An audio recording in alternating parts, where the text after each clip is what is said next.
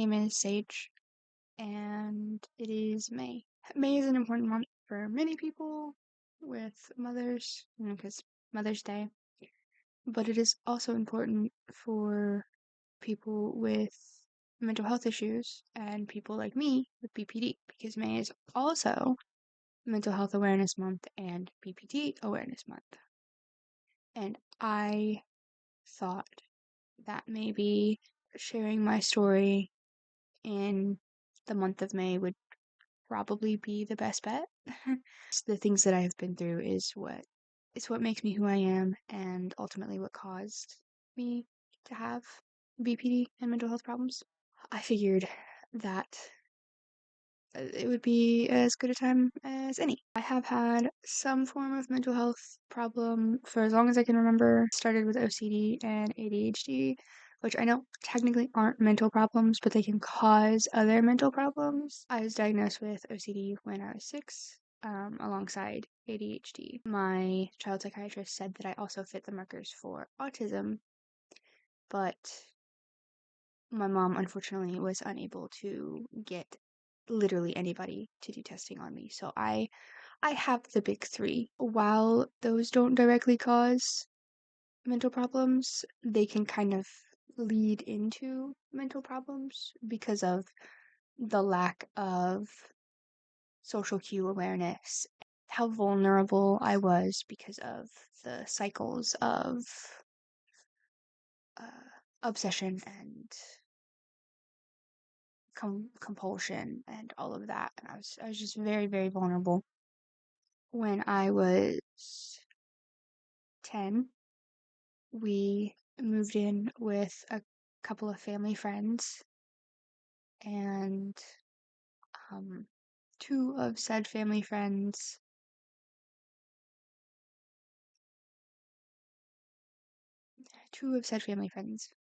raped me. I'm just gonna say it. There is some information that I cannot share due to personal reasons, but that is where it all begins. Is 2011, 2010, 2011. I was 10, um, and that was my first experience with rape. Was at 10.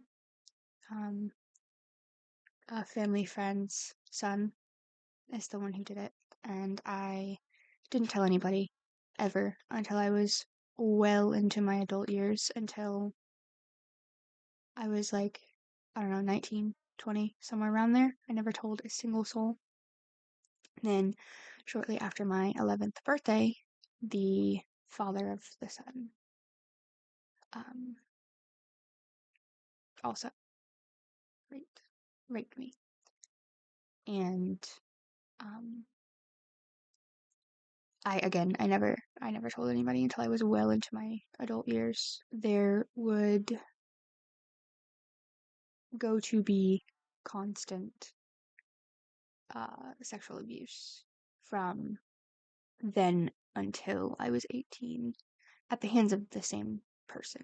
Again, there's certain details that I can't share because personal stuff, but um, nobody knew this until I was well in my 20s. I was never able to get justice or help or anything for it, but because of the repeated trauma caused, I believe that when I believe that I started to show signs of BPD when I was 13, 14, 15, somewhere around there, because I would have emotional outbursts and I wouldn't know why. I wouldn't know where the pain was coming from. I wouldn't know why I felt the way I did, but I would harm myself.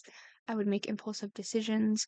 There are multiple scars on my body actually that are caused by impulsive cutting as a response to some form of stress. And it was around this time also that I started to be groomed by my ex-husband. So I had the sexual abuse that nobody knew about and the grooming that nobody knew about going on all at once. If I remember correctly, one of the scars on my leg, on my thigh specifically, was because my mom took my phone. My mom and my stepdad and my little sister were going out to do shopping, I think. And she had found out that I was still talking to this guy that I wasn't supposed to talk to. And because he was like 23 and I was 14, 15, 16, whatever. I was a teenager. He was in his 20s. I wasn't supposed to talk to him. And it was not the same guy. It wasn't the same guy that was grooming me, but it was a guy. So she found out that I was talking to him, and she took my phone with her, and left me this like old flip phone with like the Walmart service that you can put on it. What is it called? It's got like it's the green and it's I'll know it when I see it. But like it was one of those. It was a flip phone and you could only text and call and there was a web, but it took forever to boot up. It was for emergency so I could call her on 911 or whatever. And so she took my phone with her, being irrational as I was. I took a knife and I sliced away at my thigh.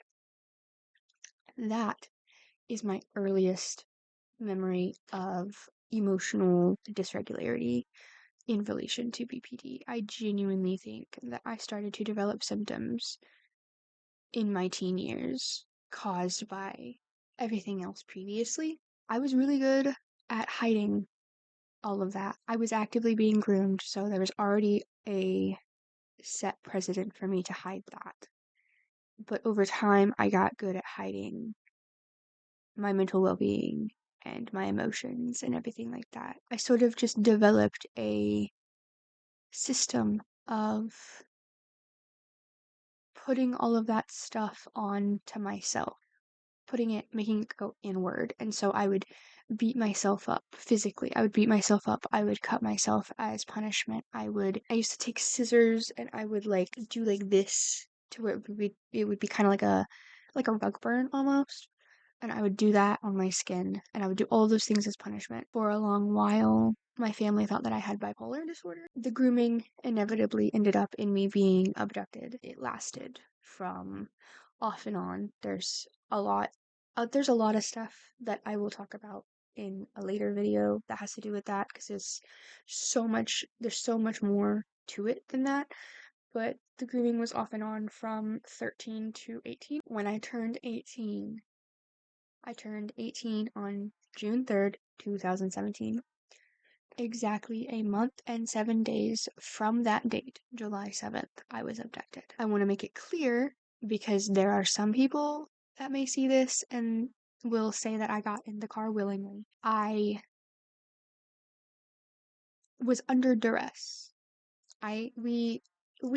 The guy and I, his name is Devin Lee Marshall Irwin. Remember that name. We had talked about me running away. He had convinced me that my family was like really bad. He had convinced me that my mom was abusing me and that my family didn't love me and that my sister was a higher priority than me. He had convinced me of all of these horrific things that I could only trust him. And so if I ran away, then all of my problems would be solved. I wouldn't feel the way I did anymore. The abuse would stop. The quote unquote abuse from my mother would stop. The sexual abuse from the family friend would stop. He made it seem like everything would be fine if I ran away. But then the same night that I was abducted, I accidentally woke my mom up when I went to get some water. We sat in the living room and we just talked. We just talked and we reminisced and we ate cookies. And by the end of it, I gave her the biggest hug ever in the world. I gave her the biggest hug. And at that moment, I changed my mind. I didn't want to go. I didn't want to leave then. And I realized that I was being lied to and manipulated entirely way too late. But I didn't want to go. And so when he got to my window, because my phone had died, I told him I changed my mind. I didn't want to go. And so then he threatened me and said that he would call the police and that he would get my sister taken away if I didn't leave with him. And I care about my family immensely. I love my parents. I love my sister. I have kind of a rocky relationship with my stepdad, but it's whatever. I was under duress and I was under the assumption that if I didn't leave, then my family's well-being would be compromised. And so I left. I took a bunch of my stuff and I left. And I want to make it clear that that does count as abduction, because I made it very clear that I wanted to stay home, that I had changed my mind, and I was put under duress and put in a situation where it was either my family was in trouble or I left. So from then on, July 7th, 2017, sorry, from July 7th, 2017 to February 22nd, to February 26th, 2022, I'm so sorry, had to endure multiple forms of abuse at the hands of Devin Lee Marshall Irwin. Again, I will get into more detail in a different video, but think of a type of abuse and he did it. Financial, emotional, physical, sexual, mental, verbal, all of it. And I was essentially groomed to be his wife and his maid and his caregiver, and I was forced to stay in the house unless he explicitly gave me permission to leave for things such as shopping or paying bills. And if I deviated at all, he would get mad. It was a clear-cut schedule. I stayed in the house except to walk the dog. I love Jezebel so much. Except to walk the dog out in the backyard. And then at the beginning of the month, I would do food shopping and med shopping, pay all the bills, etc., etc. And then I would come home, and then I would be forced to stay inside the rest of the month. And whenever I deviated, whenever I left without him knowing, whenever I went to the few friends that I made's houses, whenever I went to his sister's house, whenever I went anywhere that he didn't approve of or that he didn't get to go with me to, then he would freak out. He would freak out and he would hit me and he would call me all sorts of names and he would threaten me. And I would like to make it clear that I did try to get the police involved multiple times, and he's really good at manipulating the police. It's something that you would have to witness because he puts on this, it's like he can go from being irate and yelling and screaming and threatening, and then once the police are anywhere in his vicinity, it's like he switches it off and then he puts on this mask of not knowing what he's doing, like he's incompetent almost. It's really weird to see because I have marks. At the time I had marks on my body. I had marks on my neck from where he tried to strangle me. I had marks on my thighs and my arms from where he hit me. I had all of these bits of evidence, and I leave the house to talk to the cops on the outside to tell them what's going on. And within the 2 to 5 minute time frame of me talking to the cops and then the cops coming into the house to question him, he suddenly has a bunch of scratch marks on him. He has a bunch of markings on him, and he has this mask on. And so they they basically started to think that I was crying wolf. It will forever perplex me how he was able to manipulate the cops so much. During the time frame that I had been taken, I went to multiple psychiatrists. I went to multiple therapists, and I wasn't allowed to go to any of the appointments alone. He had to be there in some way, shape, or form. And also, while he was there, he would talk over me. So he would tell them that I had this symptom or that symptom or blah, blah, blah, blah, blah. And so eventually they all diagnosed me with bipolar unspecified. Because of the unspecified, I got really strong antipsychotics, and these antipsychotics would knock me the absolute fuck out. I would be gone to the world for hours and hours and hours. Not only would he get mad at me when I woke up after being asleep for hours and hours and hours, but I also learned from somebody who had lived with us for a while that he also took advantage of me in my sleep while I was knocked out from these antipsychotics. So he would continue to sexually abuse me. If you have ever seen my face or heard my voice or seen me anywhere on the internet, you know that I have a very interesting digital footprint. A lot of it being while in his possession, in quotation, scamming, lying, accusing people of things, etc., etc. There's a lot, but all of it was while I was under his possession. A lot of that stuff I regret doing, but ultimately I did what I had to do to survive. And while I feel bad for the actions and the things that I said, I would do it all over again if it meant that I would survive. So, jump to February 2022, my family, who didn't know where I was, that was a 5-year time gap. My family didn't know where I was for all of that time. They knew exactly one address that I was at, and that is only because he let them send me a care package that was just a bunch of goodies and junk and such, but it was still nice. And then since then, because we were talking about he caught us trying to figure out a way for them to pick me up, since then he wouldn't let them know where I was. They didn't know where I was for majority of the 5 years. And in February 2022, I took a leap of faith and I told them where I was in New York. And they dropped everything and used their entire tax return to come and get me. And unfortunately, they also had to get Devin because he was not going to let me go. And so they brought us both back to my home state of Alabama. And it took a couple more months for them to get through to me. And come June 5th, 2022, I had broken out of the spell.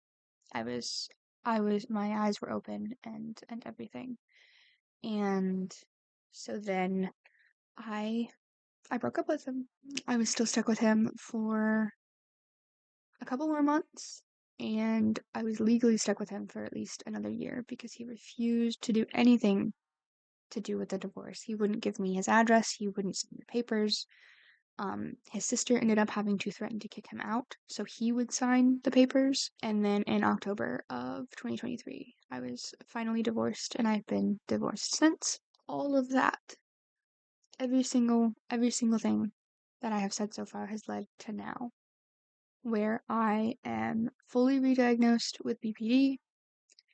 And when I was in Crossbridge, the doctor even said that I did not fit the markers for bipolar, so he doesn't understand why I kept being diagnosed with bipolar, because I fit the markers of BPD and I have from the start. I'm still learning just how much all of this affects me. There are still things that pop up daily. There are still memories that pop up randomly. There are still symptoms that I don't want to say appear, but I'm still learning symptoms. I'm still learning how the cycle for me works. I'm still learning how all of this works. While I don't have anything definitive to go off of, there are a couple of other little people in my head. So I think that I also have some form of a dissociative disorder. For a while, I thought that I had DID because Devin had convinced me that I had DID, but I found out that that was just a ruse to help him abuse me more. So I don't think it's that, but I have some sort of dissociative thing going on because there are like 2 or 3 gals in my head. I don't really know how to bring that up to a doctor at the moment. I'm kind of working on it. There are still things to this that I'm still working out. There are still symptoms that I am finding daily. There are still memories that are just randomly popping up out of nowhere. And I think that months like May, and really any time of the year, literally at all, I think we need to give more compassion and understanding to people who struggle with mental illness and people that struggle with BPD. Even more so, because the things that I have found out while figuring everything out, I shouldn't be alive right now. Statistically speaking, I should have killed myself a couple of years ago. There's a very large majority, I think it's like 60 or 70% of people with BPD don't make it to 30. I am a statistical anomaly, and everybody else who has survived, everyone else who has continued to survive with BPD are also statistical anomalies. And I think that we need to give ourselves more grace and we need to give each other more grace because you never know what somebody's going through behind closed doors. You only know what they're going through when the door is open. And there was a lot that I went through behind closed doors that nobody knew about. Not a single person knew about, nobody could help. And I don't know, I think that we need to start treating people with mental health problems as people, as humans, as human beings with feelings and emotions. And I personally would like to see a change in the legislation as well in regards to mental health because I have seen quite a few things floating around where people with mental illnesses are just going to be rounded up and thrown in like a camp or something. And I don't I don't like that. I don't like that we're seen as deplorables because it's ultimately not our fault that we turned out the way that we did. It's not my fault that I have BPD or trauma. It's not my fault that I have PTSD. It's not my fault that I have all of these problems that were ultimately caused by other people's behavior. And that rings true for everybody with mental health issues. Everyone's mental health issues are caused by something that is ultimately out of their control. And I think that we as a society need to work on understanding that. So, if you or somebody that you love is going through something or has BPD or has mental health issues, make sure to check in with yourself, make sure to check in with your loved ones and your friends and your family. And please remember that you're not alone and that there are sources out there for you and that there is always another way and that you are loved and you are cared for and you're not defective. You're just trying to survive. Bye.